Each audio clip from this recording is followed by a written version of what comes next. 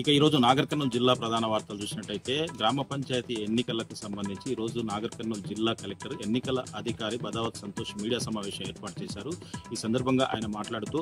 ఎన్నికల కోడ్ రాత్రి నుంచే కూడా అమల్లోకి వచ్చిందని చెప్పేసి నాగర్ కర్నూలు జిల్లా వ్యాప్తంగా 460 గ్రామ పంచాయతీలకు గాను 4102 వార్డు సభ్యులకు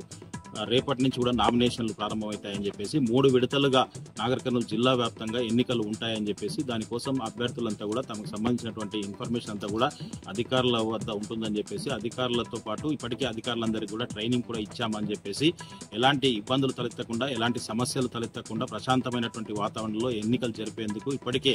అధికారులకు ట్రైనింగ్తో పాటు అప్రమత్తంగా జిల్లాకు సంబంధించినటువంటి 3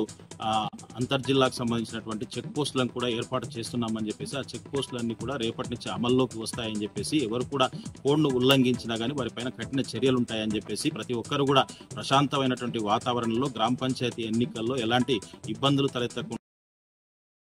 హక్కులో భాగంగా ఓటు హక్కును ప్రతి ఒక్కరు కూడా వినియోగించుకోవాలని చెప్పేసి ఎవరు కూడా ఓటు వేయకుండా ఉండకూడదని చెప్పేసి మీకు నచ్చిన అభ్యర్థికి ఓటు వేయాలని చెప్పేసి కూడా కలెక్టర్ బదావత్ సంతోష్ ఎన్నికల అధికారి పిలుపునిచ్చినటువంటి పరిస్థితి నాగర్ కర్నూలు జిల్లాలో కనిపించింది.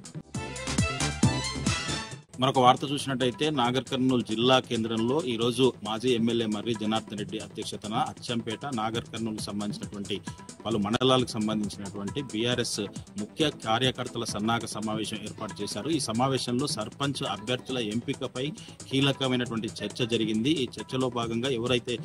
గెలుపుకు అనుకూలంగా ఉన్నారో వారితో పాటుగా ఎవరికైతే మంచి పేరుంటుందో ప్రస్తుతం ఉన్నటువంటి కాంగ్రెస్ ప్రభుత్వం పైన వ్యతిరేకతలన్నింటినీ కూడా కూడగట్టి ప్రజల్లోకి విస్తృతంగా ప్రచారం చేసి బీఆర్ఎస్ పార్టీలో పనిచేసినటువంటి మంచి అభ్యర్థులను కూడా ఎంపిక చేయాలని చెప్పేసి ఎంపికతో పాటు వాళ్ళ బరిలోకి దింపి వాళ్ళని సర్పంచ్లుగా గెలిపించుకోవడమే ధ్యేయంగా పనిచేయాలని చెప్పేసి కూడా మాజీ ఎమ్మెల్యే మర్రి జనార్దన్ రెడ్డి బీఆర్ఎస్ శ్రేణులకు పిలుపునిచ్చినటువంటి పరిస్థితి కనిపించింది. ఎవరు కూడా అధైర్యపడకుండా ముందుకు సాగాలని చెప్పేసి దానికోసం గతంలో కేసీఆర్ ప్రభుత్వంలో చేసినటువంటి పనులే మనకు శ్రీరామ రక్షగా వాటినే ఇప్పుడు ఉన్నటువంటి కాంగ్రెస్ ప్రభుత్వం ఇచ్చిన హామీలన్నీ నెరవేర్చగా తుంగలో తొక్కినటువంటి అంశాన్ని కూడా విస్తృతంగా ప్రచారం చేసి